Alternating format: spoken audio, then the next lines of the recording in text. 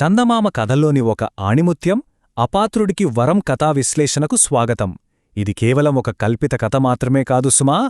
ఇందులో తర్కం, విధియాడే విచిత్రమైన నాటకం, ఒక చిన్న పని వల్ల వచ్చే అనూహ్య పరిణామాలు, ఇలా ఎన్నో అద్భుతమైన అంశాలు దాగి ఉన్నాయి. ఒక చిన్న సంఘటన ఎంత పెద్ద ప్రభావాన్ని చూపుతుందో విశ్లేషించడానికి ఇంతకంటే మంచి కథ దొరకదు. అసలు కథలోకి వెళ్లే ముందు మీకో చిన్న ప్రశ్న. ప్రపంచంలోనే అత్యంత తెలివితక్కువవాడికి, ఎలాంటి అర్హత లేనివాడికి ప్రకృతిని శాసించే అపారమైన శక్తి దొరికితే ఏమవుతుంది? వినడానికే చాలా ఆసక్తికరంగా ఉంది కదూ.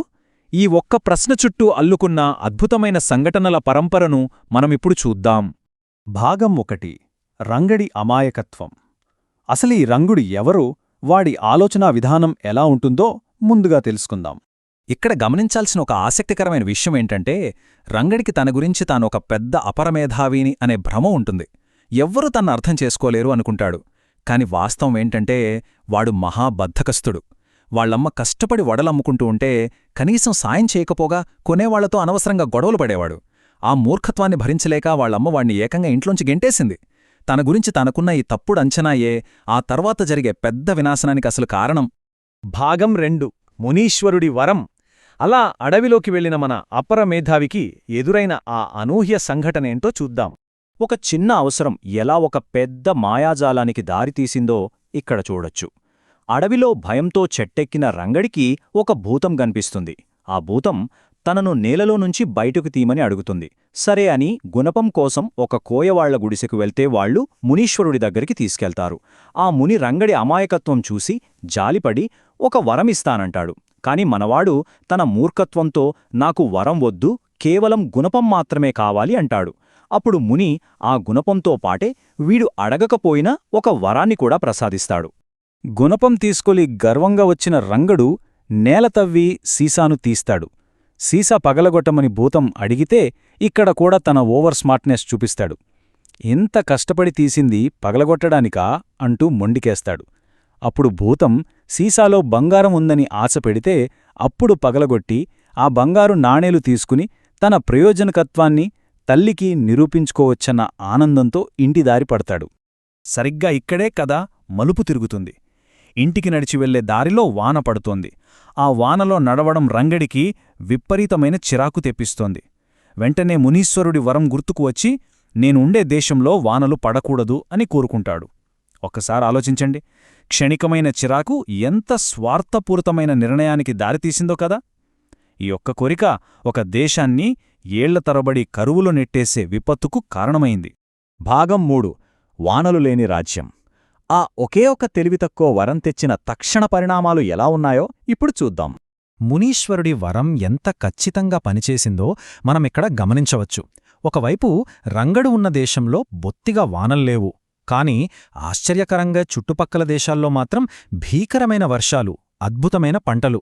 రంగడి రాజ్యంలో మాత్రం తీవ్రమైన కరువు.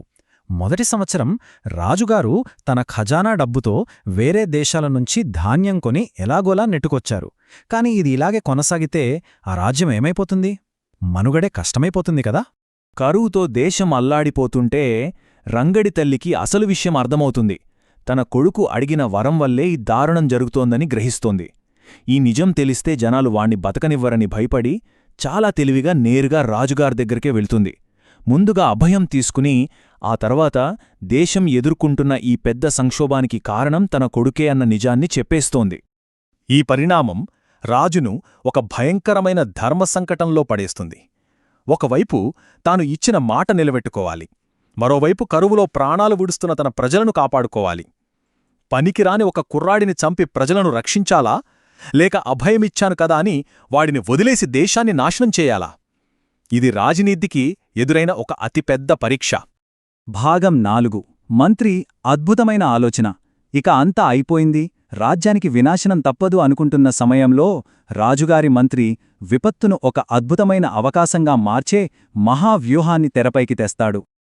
ఆ మంత్రి ఆలోచన ఎంత ప్రణాళికాబద్ధంగా ఉందో చూడండి. దీన్నే మనం మోడర్న్ డేలో జూడో స్ట్రాటజీ అనొచ్చు. అంటే శత్రువు బలాన్ని లేదా ఒక పెద్ద ప్రతికూలతను మన ఆయుధంగా మార్చుకోవడం అన్నమాట. రంగడెక్కడుంటే అక్కడ వానలు పడవు కదా.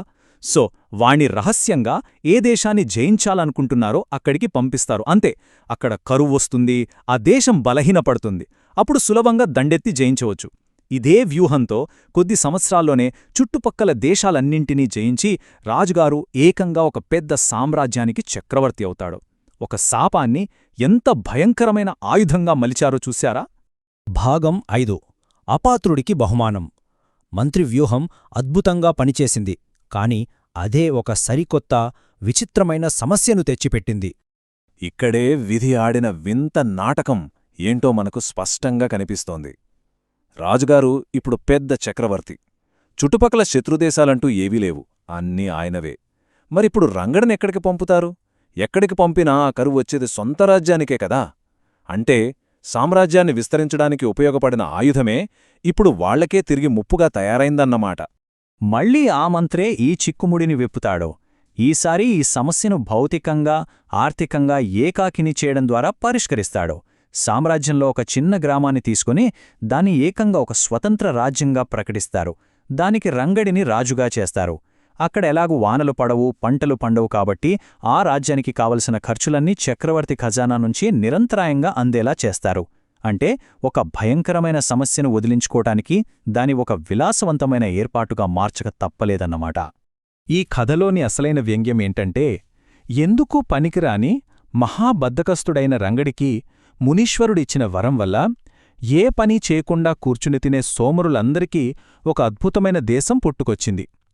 కథ మొదట్లో వడలమ్ముకునే స్థాయి నుంచి ఏ పని చేయకుండా దర్జాగా బతికే రాజు స్థాయికి రంగుడు వెళ్ళిపోయాడు. అది వాడి తెలివితేటల వల్ల కాదు సుమా, వాడి మూర్ఖత్వాన్ని ఒక మేధావి వాడుకున్న తీరు వల్ల. ముగించే ముందు ఈ ప్రశ్న గురించి ఒక్కసారి ఆలోచించండి. అదృష్టం, అపారమైన శక్తి, వాటిని కంట్రోల్ చేసే వ్యూహాత్మక ఆలోచనల మధ్య ఉన్న సెన్సిటివ్ బ్యాలెన్స్ను ఈ కథ మనకు చాలా అద్భుతంగా చూపిస్తుంది. ఒక అమాయకుడి లేదా మూర్ఖుడు చర్యలు పెద్ద వినాశనానికి దారితీయవచ్చు, కాని అదే వినాశనాన్ని ఒక మేధావి తన వ్యూహంతో పెద్ద విజయంగా ఎలా మల్చగలడో మనం స్పష్టంగా చూశాం. కేవలం శక్తి ఉండటం కాదు, ఆ శక్తిని ఎలా వాడుకోవాలో తెలిసిన బుద్ధిబలం ఎంత కీలకమో ఈ విశ్లేషణ మనకు తెలియజేస్తోంది. సరే మరి, ఇంకో ఆసక్తికరమైన అంశంతో మళ్ళీ కలుద్దాం.